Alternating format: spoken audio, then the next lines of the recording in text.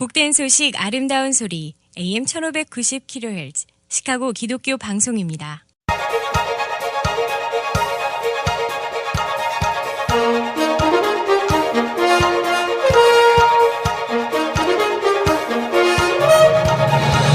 김정일 해설위원의 시사 해설. 세상을 넓게 봅니다. 삶의 지평이 넓어집니다.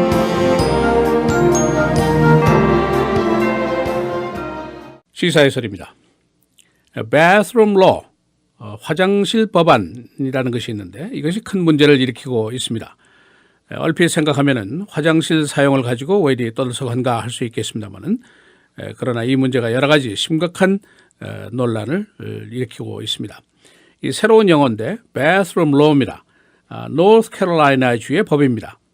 이 법의 근본은 성전환자가 공중 화장실을 사용할 시에는 출생증명서에 기재된 성별에 따라서만 남녀 화장실을 사용할 수 있다. 그런 법입니다. 만일 이것을 어길 경우에는 체포된다. 그런 법입니다. 이 문제를 놓고 어제 연방 법무부가 노스캐롤라이나 정부를 제소를 했습니다. 차별했다는 이유 때문입니다. 그러나 반대로 노스캐롤라이나는 연방 정부를 또 제소를 했습니다. 차별의 근거가 없다 하는 주장입니다. 그러니까 쌍방 제소가 됐는데 이 문제가 간단한 것처럼 보이지만 사실은 굉장히 복잡합니다. 이 논란에는 당연히 민권법의 범위가 어디까지냐 하는 문제로부터 시작을 해서 개인의 권리, 프라이버시, 인간의 존엄성 이런 문제도 관계가 되고 보수 진보의 대결이 있습니다. 그리고 문화전쟁이라는 또 정의도 내려졌습니다. 이번 선거제에도 영향이 미치게 됩니다. 그리고 찬반에 따라서 여러 중요한 기업들 또 주요 단체들, 스포츠 단체들 이런 것들이 영향력을 지금 행사하고 있습니다. 그래서 오늘은 이 화장실 법안 논쟁의 근간은 과연 무엇인가, 또 이것에 따른 우리 사회 의식의 변화는 어떻게 진행이 되고 있는가, 또 우리 사회에 어떤 영향을 미치게 될 것인가, 그런 문제들을 종합을 하겠습니다. 이 노스캐롤라이나 주가 화장실 법안을 지난 3월 23일에 만들어서 공포를 했습니다. 이 법안이 즉각 소위 그 culture war, 문화 전쟁을 이제 야기시키고 있는데, 노스캐롤라이나주의 법안의 근거는 시민들을 성폭력 등 범죄로부터 보호하겠다, 또 시민들의 프라이버시를 보호하겠다, 그런 얘기입니다. 그래서 출생증명서에 기재된 대로 화장실을 사용해라, 그런 얘기죠. 그러니까 성전환을 인정하지 않겠다 이겁니다. 더 나아가서는 개인이 자신의 그 성 정체성, 나는 남자다, 나는 여자다 하는 것에 대해서 주 정부가 인정하지 않을 수도 있다. 그런 법안이 됩니다. 그러니까 당연히 이 법안의 배경에는 이 노스캐롤라이나주의 그 보수적인 이념적인 사고가 작용했다고도 볼 수가 있습니다.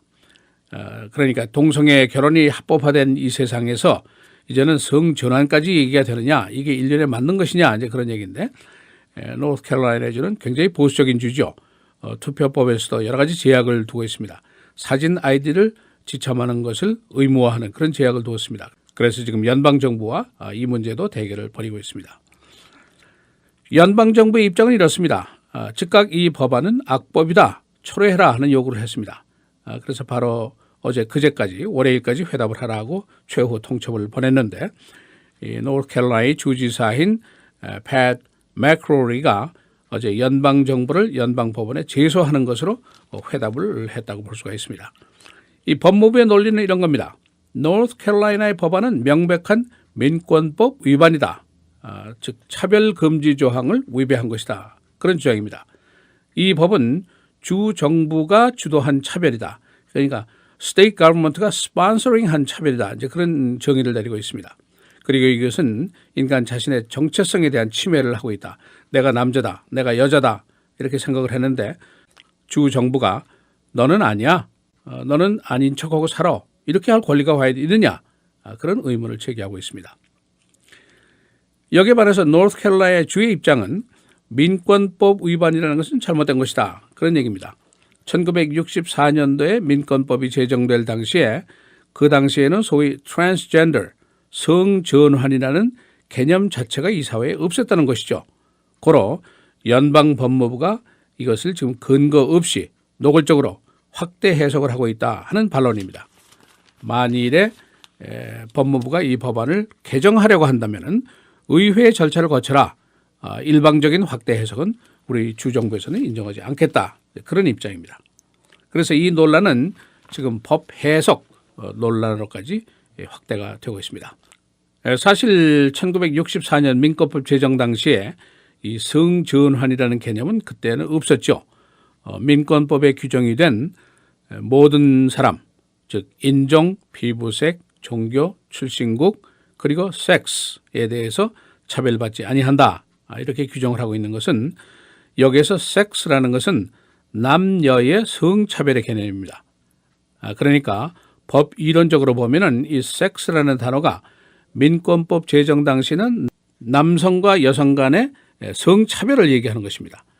그리고 바로 얼마 전에 있었던 동성애 논란 시에는 동성, 그러니까 남과 남, 여가 여가 결혼을 할 수 있는 것이냐, 이제 이게 또 문제가 됐던 것이고, 지금은 소위 섹스 아이덴티티, 성에 대한 정체성 논란으로 변화를 했습니다. 예를 들면 내가 남자다, 내가 여자다라고 생각을 하고 있는데 주 정부가 나서서 no, 그대는 여자가 아니야, 그대는 남자가 아니야 이렇게 할 수 있느냐, 이제 그 얘기입니다. 그만큼 이 우리 인간 사회의 의식 또 인간 사회의 행태가 크게 변화하고 있다는 것을 의미할 수가 있습니다. 이 지금 법이 인간의 성 정체성에 대한 것을 규정할 수 있느냐, 예를 들어서 나는 남자인데 법이 아니다, 너는 여자야 할 수 있느냐 하는 문제인데, 지금 근본적으로 제기된 문제는 민권법의 범위가 어디까지냐 하는 문제가 가장 중요한 근간입니다. 민권법이 1964년도에 의도하지 않은 성 정체성 문제를 지금 확대해서 적용하는 것이 가능한가 하는 문제입니다. 그런데 이 법률에 대한 확대 해석의 경우는 사실은 전례가 있습니다. 대법원이 동성 결혼에 대한 허용 판결을 할 때 적용 법규가 바로 수정헌법 14조였죠. 차별금지 조항인데, 그런데 사실은 14조 차별금지 조항은 시빌 워 후에 흑인 보호를 위한 법이었습니다. 이것이 동성애자 차별금지로 이제 확대가 됐다, 이렇게 해석을 할 수가 있습니다. 그러니까 지금 민권법이 남녀의 성차별 금지 규정이었었는데 지금 성전환자에 대한 차별 금지로까지 확대 해석이 가능한가? 이것이 이제 사실은 문제의 초점이라고 볼 수가 있습니다. 또 다른 일각에서는 이 문제가 성 정체성과는 관련 자체가 없다 하는 주장도 있습니다. 공중 화장실을 사용하는데 성폭행의 가능성이 있다? 그건 개인의 범죄성의 문제이지 성전환과 무슨 관계가 있느냐? 그런 의견도 나오고 있습니다. 또 법무부의 민권국장인 바니타 굽타의 지론입니다. 이 법을 조금 더 확대해서 적용하고 있는데 이 해당자를 열등화시키고 있다. 다시 말하면 그대는 우리 사회에 소속될 수 없는 존재다, 이렇게 생각하는 것인데 이것은 굉장히 그 인간 존엄성에 대한 모독이다, 그런 얘기죠. 그러니까 이것은 차별이고 이것은 법이 보호해야 한다, 그런 주장이고 인간 존엄성의 문제다, 그런 의도를 들고 나오고 있습니다. 이 소송은 이제 계속해서 진행이 되겠습니다만은 노스캐롤라이나는 큰 손해를 보고 있습니다. 연방 정부의 지원금이 연간 한 40억 달러 되는데 이것이 해결될 때까지는 끊기게 됩니다. 그리고 NBA라든가 이런 그 단체들, 가령 NBA는 내년에 올스타 게임을 노스캐롤라이나에서 개최하기로 했는데 이것을 취소했습니다. 그리고 대기업들, 페이팔이라든가 도이치뱅크라든가 이런 대기업들은 노스캐롤라이나에서 영업을 취소하겠다 하고 공개적으로 밝혔습니다.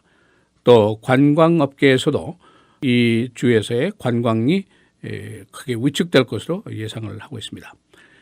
이 팻 맥로리 주지사는 금년에 재선을 시도하고 있고 노스캐롤라이나는 보수적인 주입니다. 공화당주로 지금까지 투표를 해왔습니다. 시사해설 김재일입니다.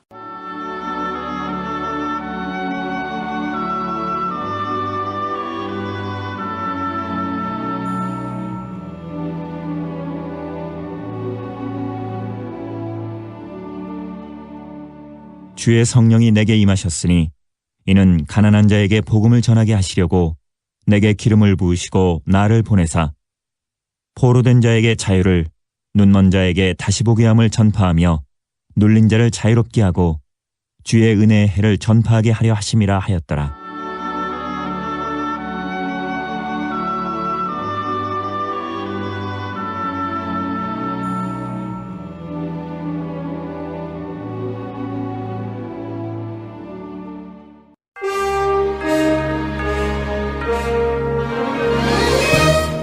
헤드라인 뉴스입니다. 어제 열린 민주당 웨스트버지니아 예선에서 버니 샌더스가 이겼습니다. 51대 36. 대의원 수에는 큰 변동이 없지만 예선전은 계속됩니다. 그리고 어제 열린 공화당 네브라스카 예선 트럼프가 61% 득표, 웨스트버지니아 77% 득표를 했습니다. 트럼프의 대의원 수 1119표로 후보 지명권인 1273표에 가까이 접근하고 있습니다. 바그다드의 폭탄 테러로 어제 64명이 숨지고 87명이 부상을 입었습니다. 테러는 사울시티 시아 지역 마켓에서 벌어졌습니다. 아이시스는 이번 테러가 자신의 소행이라고 밝혔습니다. 오바마 대통령의 히로시마 방문, 여론과 의회가 대부분 수용하고 있습니다. 그는 방문 시에 원폭 투하에 대한 사과는 하지 않게 됩니다. 일본의 여론은 대부분 원폭 투하가 불필요한 공격이었다고 믿고 있습니다. 노스캐롤라이나의 화장실법 논란, 민권법에 대한 해석에 관심이 쏠리고 있습니다. 민권법의 섹스 조항은 성전환자에 대한 규정이 아니라는 의견과 반대로 이는 차별 금지의 근본 취지를 위반한 것이라는 의견이 충돌하고 있습니다. 브라질 대통령 탄핵, 오늘 상원 투표에 들어가게 됩니다. 여론조사에 따르면 81명의 의원 중에 50명이 탄핵에 찬성할 것이라고 조사됐습니다. 하원에서는 이미 탄핵이 통과됐습니다. 시카고시의 신용 등급이 다시 위협을 받고 있습니다. 월스트리트는 일리노이주 대법원이 시카고시 은퇴연금 개혁안을 거부한 후에 시카고시의 신용 등급 하향 조정을 고려해왔습니다. 라마 매뉴 시장은 대안을 제시하겠다고 약속했지만 아직 실행에 옮기지 못했습니다.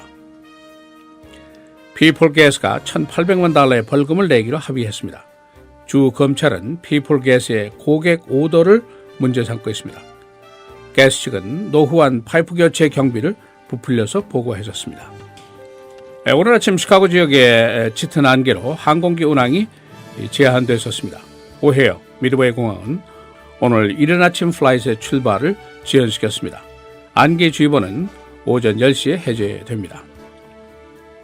날씨입니다. 오늘 내일 계속해서 맑고 흐리고 오늘 최고 73, 내일은 74도입니다. 금요일 흐리고 비 67도, 토요일 금요일 맑고 흐리고 토요일의 최고는 64, 금요일은 60도입니다.